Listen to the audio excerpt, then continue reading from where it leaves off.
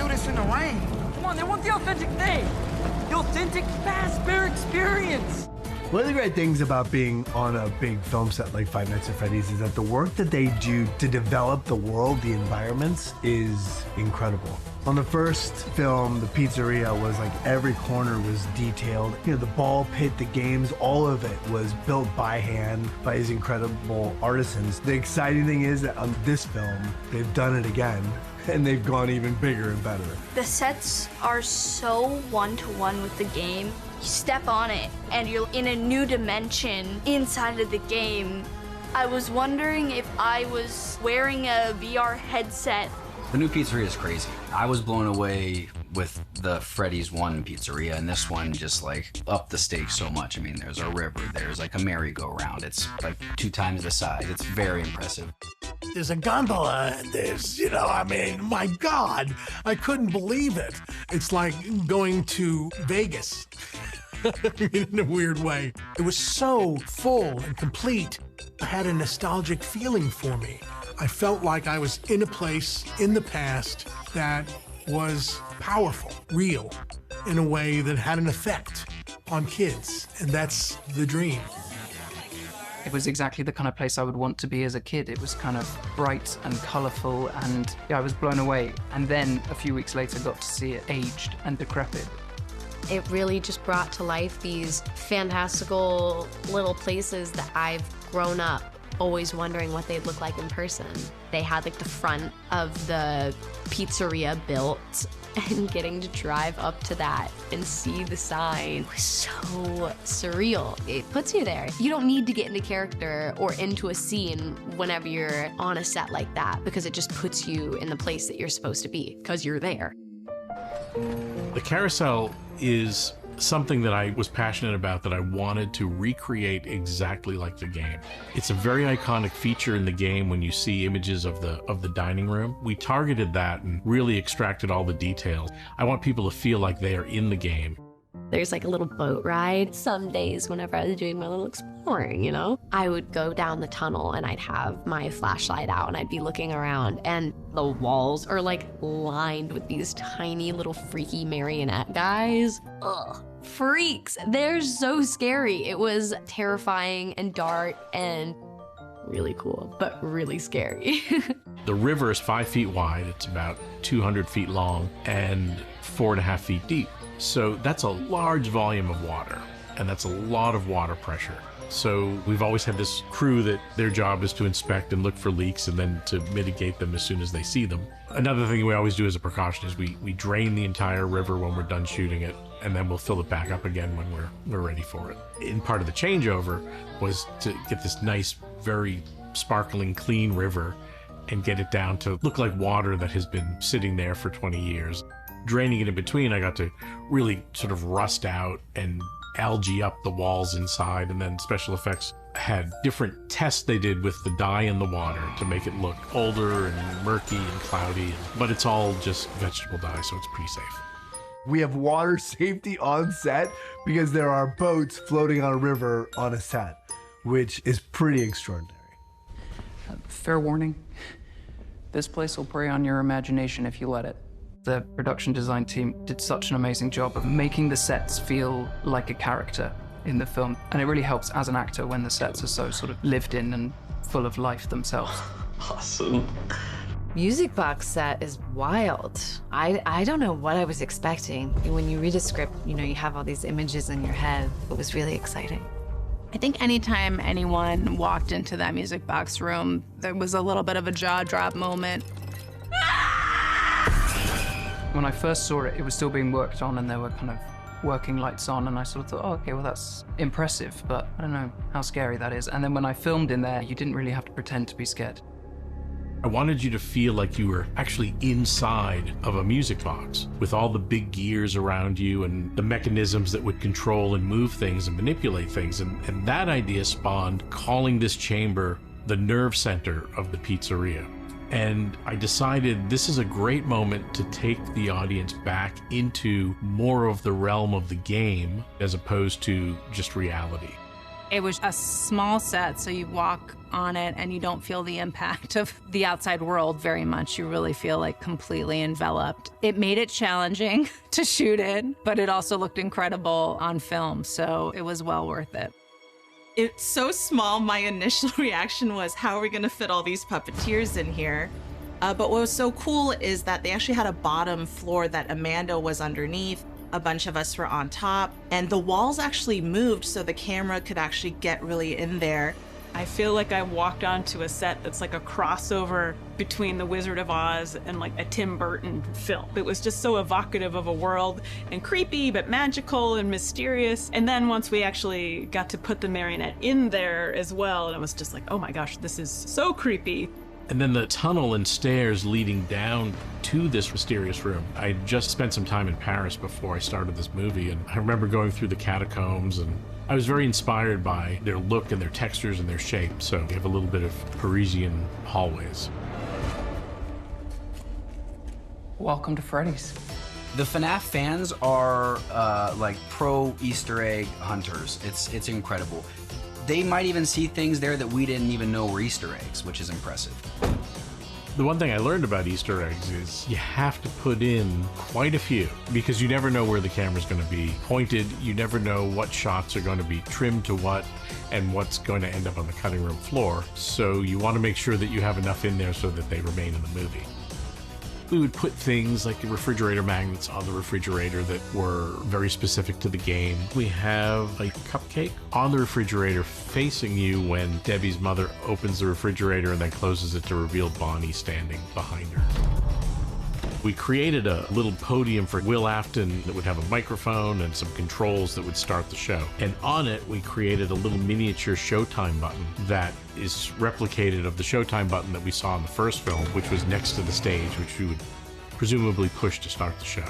It was really interesting seeing the Easter eggs, especially like the paper pals. They were just there and I saw them and I was like, it's the paper pals. The Paper Pals paper plate characters that we constructed exactly like what's in the game. So when you see them, you'll recognize them right away. They are there. I want to move them around during shooting so that they make an appearance in a few different strategic places. We would put the Easter eggs in places in the security office, taped to the bulletin board, on the desk, posted on the monitor, the page that the Rolodex is turned to. One of the parts of this office that ended up being very difficult is this cup that, as you know, if you're a fan, is a very iconic piece in the game. They do not make this cup. We had to manufacture this cup. We print each and every decal. They are hand peeled off and then laid on by hand to do each cup. So we only have about 100 of them. And during the opening scene when the place is alive with children, they kind of were like, do we have any more cups? Because they were kind of getting a little crushed. And I was like, I'm sorry. Another part of the game that's really iconic are these colorful stars that hang in the corner of the security office in both corners. So I kind of narrowed in the very beginning after I read the script and looked at the reference imagery from the game and played the game. They were really hard to see in the game, but if you zoom in, they're like faceted stars. 3, 2, 1, action. We have this long hallway that is just lined with collages of framed photographs. And I found this photograph of these two children and that were dressed in this outfit that, to me, when I saw them, I said, these are strikingly like the marionette. I thought, I'll put these on the wall and call it William Afton's inspiration photo for creating the marionette. It's just sort of up there on the wall for you to either decide that or not. That's why it's there. I decided that it'd be great to set the clocks to 5:59, just 1 minute before 6 a.m. in the game, which is when your shift is over, which means you've made it through another night at Freddy's.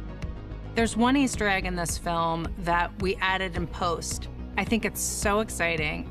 I don't know if everyone will catch it on the first view. It's a split second where we see a glimpse of Shadow Bonnie in the corner of the pizzeria office right before he turns on a flashlight. A lot of young people are very invested in the game and they're going to be watching it and somebody's going to see something and then somebody else is going to notice another piece from the game. It's like a sporting event for a horror film. I think I found a real one.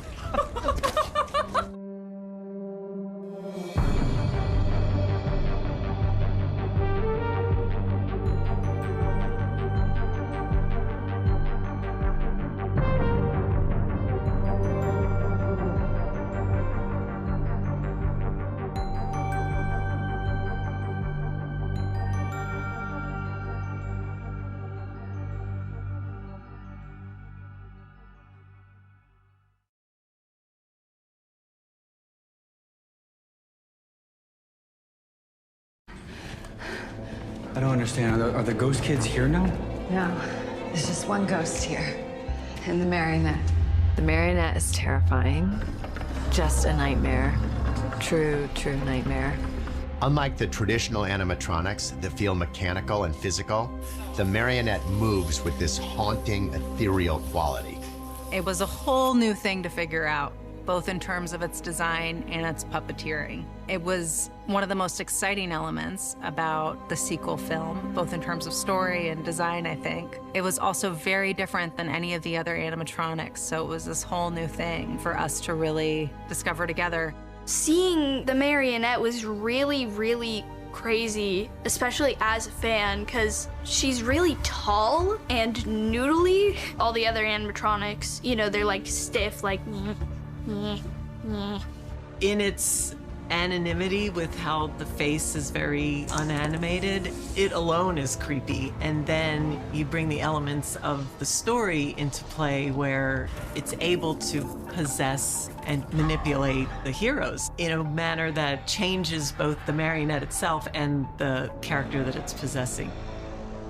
All the other characters are supposed to be animatronics. You know, they're supposed to have servos and cylinders and metal inside of them. Whereas the marionette is more of an actual puppet, and that's how we made it. What's unique as a character in this world that she sort of like, she floats. She really kind of operates, well, literally off the ground. So that was really exciting from a puppeteer point of view to approach performance that way. The way the marionette is operated is it's different for each scene. We have one that's RC controlled, we have one that's cable controlled. The one that we mainly use is a rotted puppet, and it's just like your typical traditional puppet would be puppeteered on set. It's just a big foam puppet, and then there's 4, maybe sometimes 5 puppeteers that actually physically, you know, make the limbs move. Sometimes the limbs are attached to the actors. The marionette in particular utilizes pretty much every type of puppetry that there is. We used a lot of rigging to hang the marionette up, but then you had to have a puppeteer below deck. You had 2 puppeteers on either side of the marionette, and then you had a rigging team that had to hoist the marionette, let it down. It required like 7 to 8 people at any given time to operate the marionette. It was an all-in effort. No! If you don't give me the command to release the perimeter lock, I will kill her. My scene with the puppet was so cool, and all the possession stuff, and all the stunts, and all the flying around, the makeup, and the wardrobe. Me being the big nerd and fan that I am, getting to look like this animatronic and walk around and like be all creepy and freaky was so crazy. And so were like the little puppet hands I got to wear. It was rad. It was like a weird little contraption that I'd like have to hook my fingers in, and then the tail end of my puppet hand would like move. And the fact that Emma let me sneak in one of the puppet's voice lines from the game. I don't hate you, but you need to stay out of my way. Ugh. Crazy. Charlotte? No, silly. It's me, Abby. So being the Abby-Annette was really crazy. It was really fun embodying Charlotte, and I actually got to talk to the actor who plays Charlotte, and she gave me some like insight into what she thinks Charlotte's thought process is, and her thought process to become Charlotte. I'm thinking painful thoughts. When Piper is in her Abby-Annette mode, it is a sight to behold. She goes all in. She stays in character. She just wants to scare the hell out of everyone and is intense and intimidating and embracing that side of her. When I was in the Abby-Annette headspace, I wouldn't get out of it, so I'd go back to my chair and I'm just like... You know, Vanessa, I've always wondered, what exactly goes on inside of your head? The Abby-Annette does this evil laugh that I just did on the spot for fun, and they loved it. She was actually continuing to have this maniacal laugh offset. So as she was prepping and getting into character in the makeup trailer and getting her hair done and getting dressed, this crazy laugh was happening throughout the whole time. So it had everyone on edge and feeling so creeped out in the best possible way. You really think I'd forget the first rule of hide and seek? Always check behind the door. Piper playing the Abionette was a huge process for us, for sure. You know, it was all about getting the colors down right, the placement of everything, and making it to where it was more creepy instead of playful, or making sure the eyes looked sad. Because, you know, Charlotte possesses her, and the whole time Charlotte's very full of emotions. We do this one scene where she has these tears running down her face. So when we were creating that with Piper, we had to make sure that everything was also very sad feeling. The placement of her eyes, the placement of her smile, things like that. My favorite costume that Piper wears is her final costume, which is this beautiful striped sweater. Because as I was designing this outfit, I knew that she was going to transition into the Abionette. We didn't know what that transition was going to be, so I wanted to go with something striped because I thought it could add into the transition, and then I got with visual effects, and they picked up the baton from me, and then they designed the Abionette, and so we got to create the Abionette together.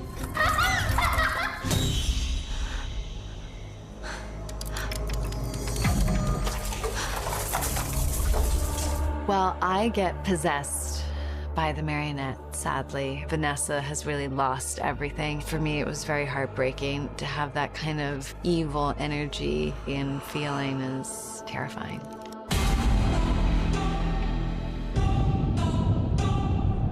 Henson Creature Shop did an amazing job of bringing her to life. I'm very excited for everyone to see the marionette.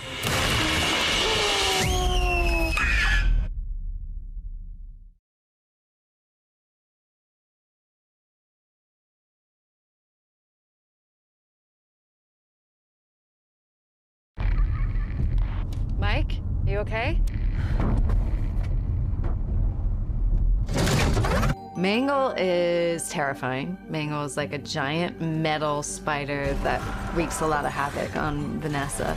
Like, I was reading the script for the first time, and I'm like, I wonder how they're gonna do Mangle. The character of Mangle is basically this weird Frankenstein animatronic that the kids of the new pizzeria build, and then of course he comes to life. They will cue when the head, you first see the head appear through the front windshield. Okay. I really have a soft spot in my heart for all the animatronics, but Mangle takes the cake in terms of how fun it was to shoot. Action!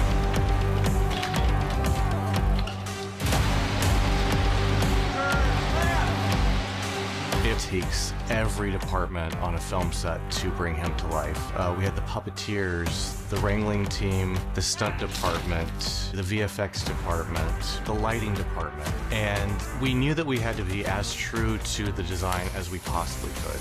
I saw some videos of how they were rehearsing the movements and how they had to be so synchronized with how the legs all move together. It's extremely impressive, and I think Mangle sits at the top of the list for me right now.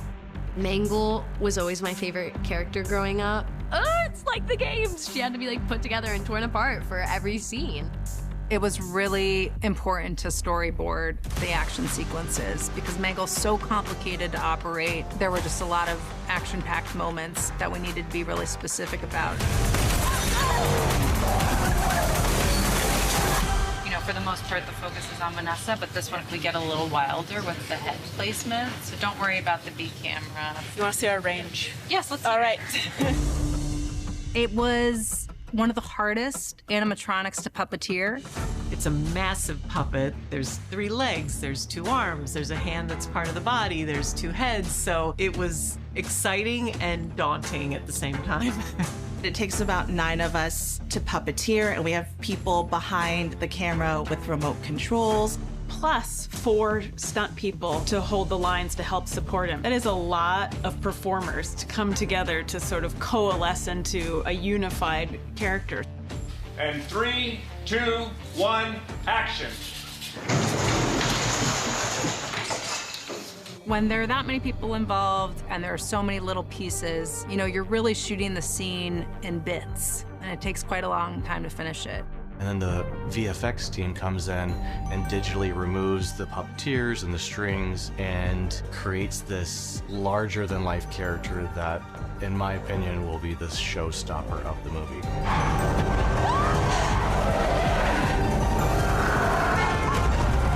One of the most exciting action sequences in the movie is where our character Mangle appears on the roof of Vanessa's car, and then there's a whole moment with Mangle smacking the glass, trying to get in the car and attack her.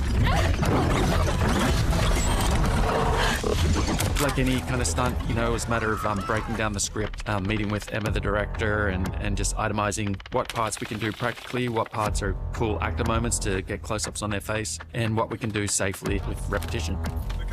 So you have like a giant animatronic trying to yank you out of your car, but technically, you know, they can't yank me or else that would be very painful. It's almost like learning choreography or a dance. Out of all the characters, Mangle was the most challenging because there's no one in the suit. So we started rehearsing with the car stationary and puppeteering him and coming up with some different moves and how the character would react to swerving around a corner. It was a whole process of just figuring out, you know, how he moves and what we need and how we can do it practically and what we can get help with visual effects. And like anything, a whole collaboration of all the different departments working together. To now be in post and be seeing those scenes in their entirety with the full life of the character in place and the full integration of all the effects, it's really so cool. But I think we could feel it as we were filming it as well, that the elements were there that were going to make a really incredible scene, doing all the crazy stuff that Mangle does.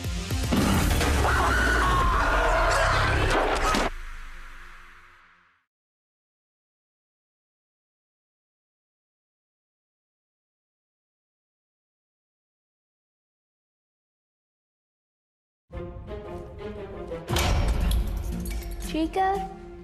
Freddy? Bonnie?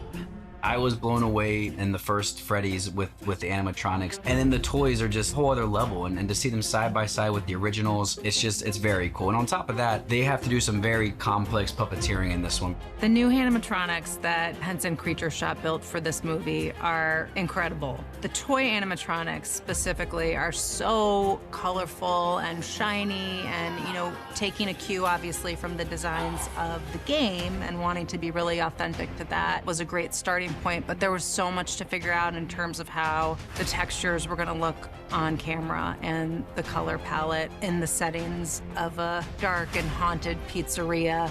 The coolest part is watching Piper's interaction with them. Oh my. She is a mega fan of the games and of the lore and of the worlds, and so for her, she just lights up and like loses her mind. That's very cool to see. It was really interesting seeing the toys very, very early stages in development at Jim Henson's. And then the first time I saw like a full one was at the science fair scene when I saw Toy Chica and I was like, it's Toy Chica. Chica? Abby, you've come back to us. Chica.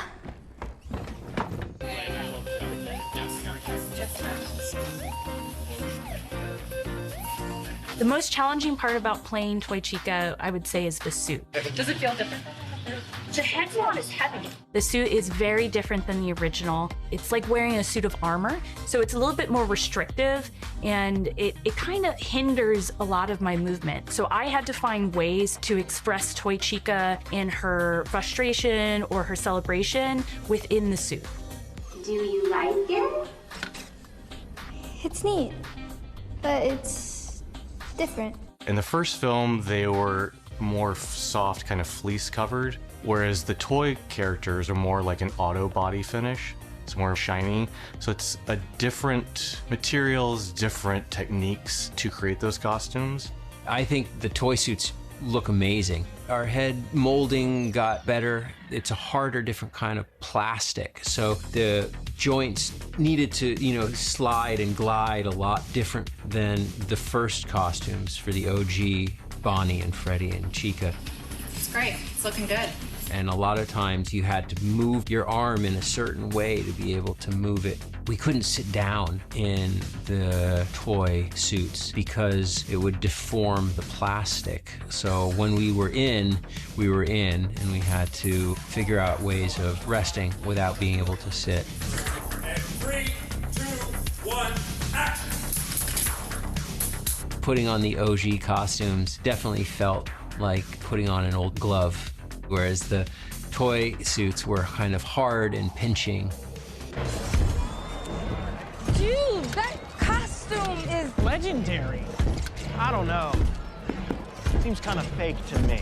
The most challenging part of playing either version of Freddy is the limitation of movement, because you're still playing a character that has motivations, it has goals, it has emotions. The difficulty is that you have a limited palette of movements to accomplish those.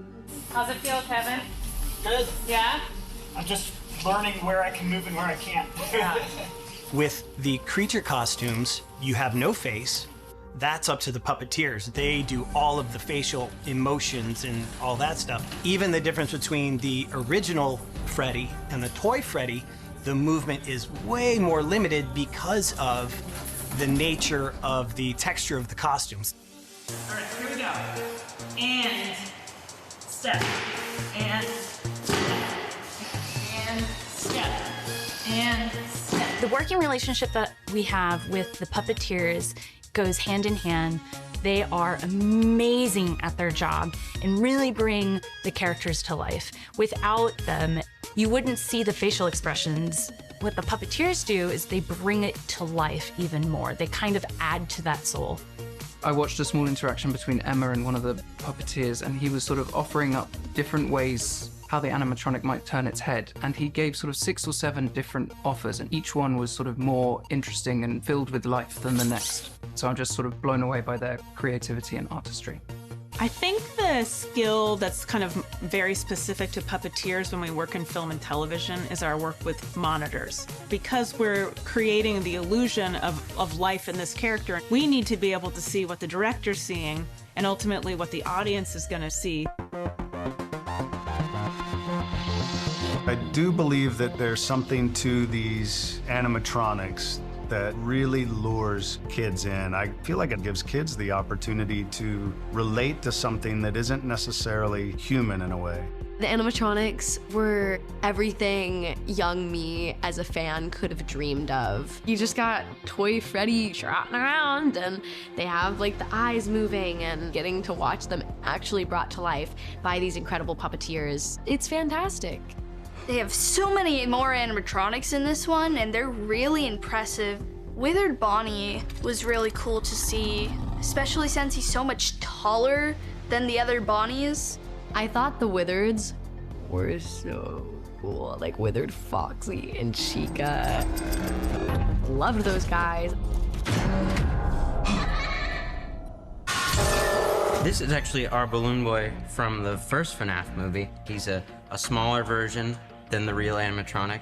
And in this movie, he's actually a full-size, about 3.5 feet tall toy animatronic, like the rest of our toy animatronics. Fans will love seeing him in the film because he looks like he's been pulled straight out of the game. He looks exactly like the in-game model. One other animatronic that we got to include in this film, the circus baby. The kids on set, including Piper, were just over the moon, and Piper was just asking me questions about Circus Baby every day. How big is she? What color are her eyes?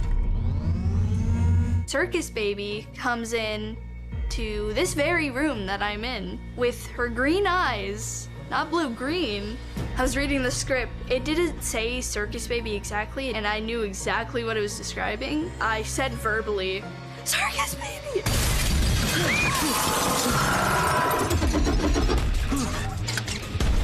The finale sequence for this film involves so many animatronics and animatronics fighting each other and us fighting with them. They do so much more this time around.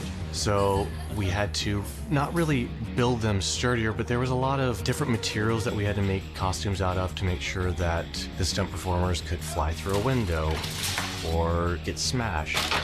We built different versions of each costume. One of the Bonnie costumes might be the hero costume. That's very pretty, it's all hard shell. And then we have a completely different costume that's made out of more squishier urethane that can be pulled through a window, and it's not gonna hurt the performer, it's not gonna hurt the costume. When we were filming the finale, we were taking it in pieces because there was so much action, there were so many animatronics. So it was shot over the course of many days. Break their bones. Crush them. The challenges were kind of twofold. One was technical, and the other was emotional. And how do we keep our actors feeling the intensity of a final showdown and also an emotional catharsis? Being an actor and just standing there in a room with 9 animatronics pretending that it's real is a very challenging, unique experience. Which is also one of the reasons why it is so great to be working with actual puppets and animatronics as opposed to something that's CG, because you have a physical thing to interact with. What that also does, though, is that makes you feel a little ridiculous sometimes. So it's finding that balance and, you know, trying to stay focused when all that's happening. Abby, you've been a very, very bad girl. This is the first time I'd seen these incredible puppeteers and performers operating, and everyone else is walking around like it's the most normal thing in the world, that a sort of 7-foot rabbit takes its head off to have a sip of water, but I was completely awestruck that there were even people inside them. For most of this film, it's felt like I was in an action movie, which is really fun. I had to personally dodge multiple animatronics. They were coming out of here, coming out of there. Back up, oh, what's that? Another animatronic. It was a lot. That was really a testament to our cast. They stayed in the moment. I think the whole sequence comes together beautifully. I feel so many things when I watch it in the best possible way.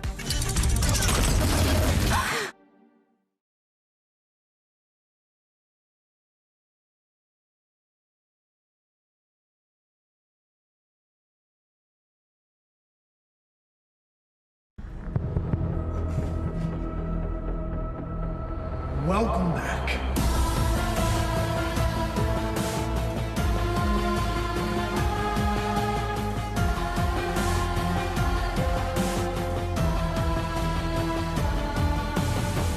I was very happy when they announced they were making a sequel and knowing that Emma was going to be back, and Piper and Elizabeth and Matthew. I cried. Because they're like a second family to me.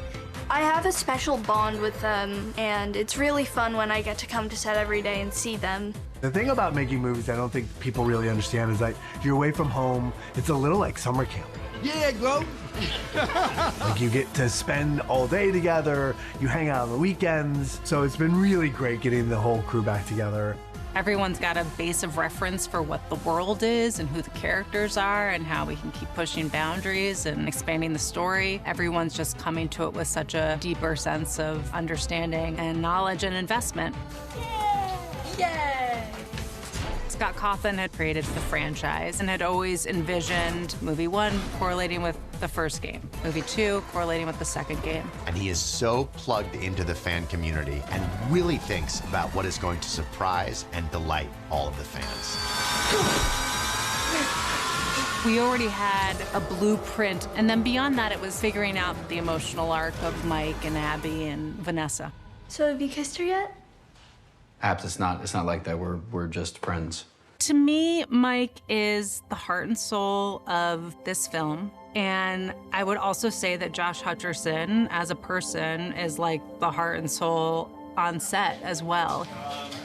Knock him dead the rest of the day. It is a little challenging to jump back into this role, primarily because there's been a time gap between not only when we shot the first film, but what has happened in Mike's world and his reality between where the first film ends and the second film starts. So my preparation was really focused around understanding what happened during that time. You know, Vanessa, I've been trying really hard to move forward. I know. No, listen. How can I move forward when it's one thing after another? Mike's a very interesting character to play. His kind of internal world is very consuming, and he lives a lot in his head. He daydreams and tries to use that to find answers for things. I think someone who's that kind of introspective and has a certain darkness about them, I find very attractive to play. And I think one of the challenging elements is that so much of it is happening inside of his head. It's kind of finding ways to communicate that to the audience when you don't always have the dialogue there. There. What would you do without me? I rewatched the first movie to remind myself of what Vanessa's been through, which was such an interesting way to come back to a character. I do think after playing a character for so long, a piece of it stays with you. And I think for me, that image has always been the colored drawing of the kids and the yellow rabbit. And then suddenly that backstory comes back to me. I'm surprised you haven't tried to fix your friends yourself. I bet you could. Abby Schmidt, she's had a lot of character development from the first to the second movie. She is kind of coming out of her shell because she was really shy, but now she's a lot more open, talking to kids on the school bus in some scenes and attending a science fair, which I don't think the first one would do because she'd be too shy.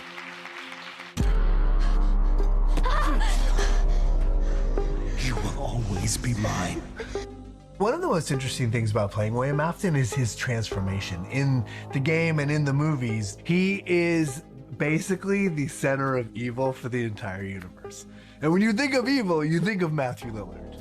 I love working with Matthew because he gives 110% to whatever he's working on, and he's having to wear this large animatronic suit, which I think kind of immediately puts him into the headspace of this really dark, evil character. And Matthew's such a lovely, kind-hearted man. It's impressive to watch that switch. You can't keep me here. Don't you know you're my favorite? Don't you know that I love you? Don't you know that I care about you? Playing the villain in any film or television project is always the most fun there is to be had on a set. Sure, it's great to be super handsome and the leading character that saves the day, but there's something really fantastic about throwing energy into somebody that has ill intent on everyone. You can't see what's behind us. First one gets ripped off, you look back, and there's original Freddy, who you haven't seen since movie one. I see.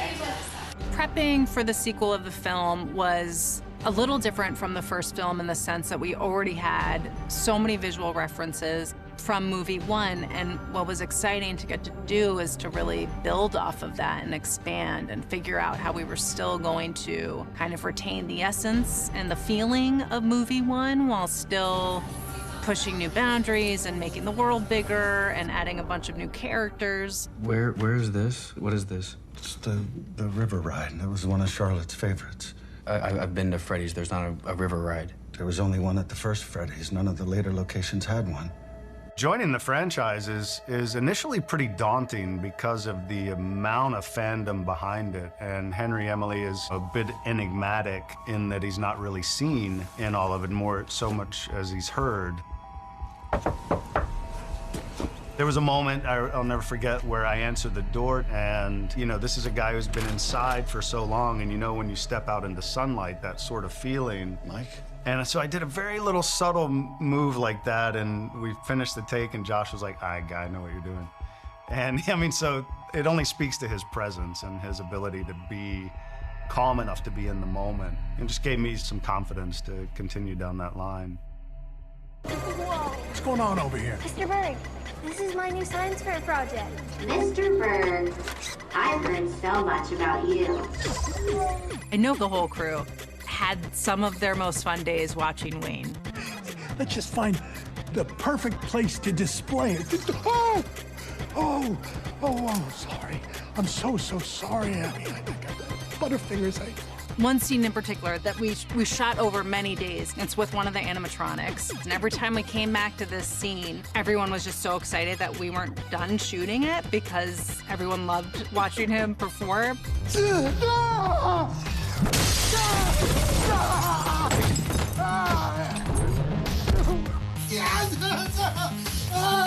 I look at these horrifying moments as real moments. You throw yourself into that real moment. What Emma does is get you comfortable and set you up to be in that place, and then you're there. You want test answers? I'll give you answers to the next test.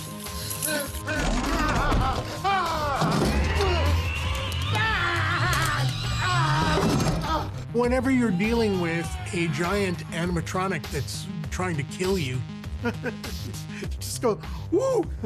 That was fun. What I want is to see what's going on inside of your head.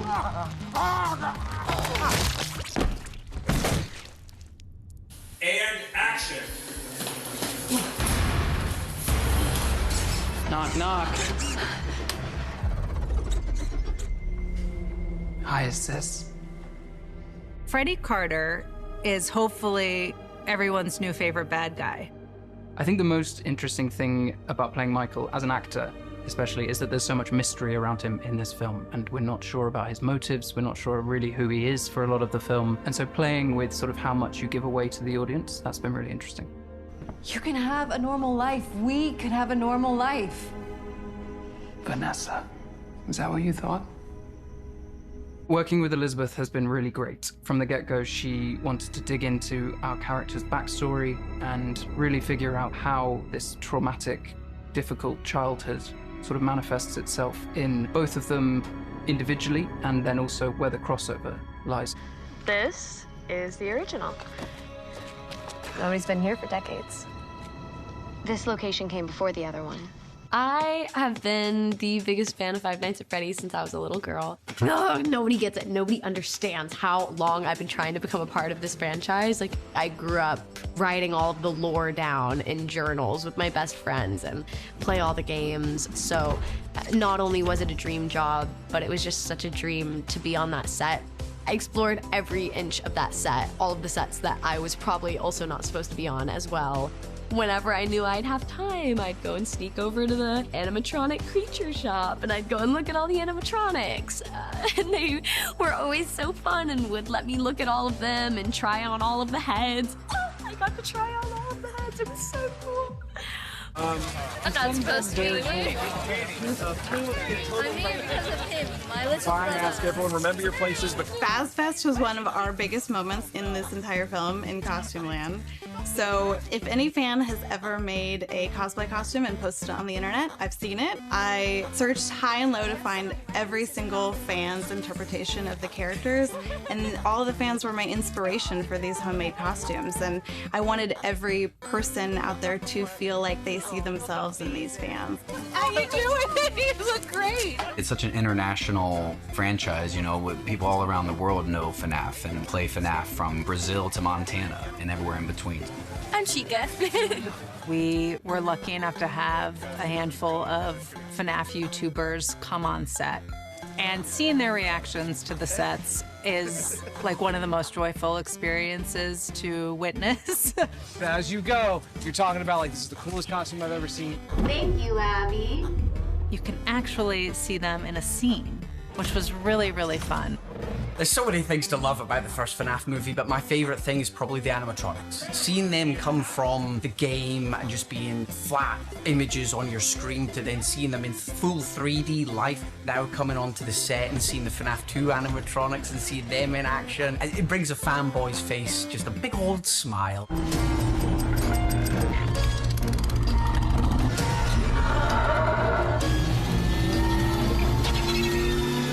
I'm on the front lines every day.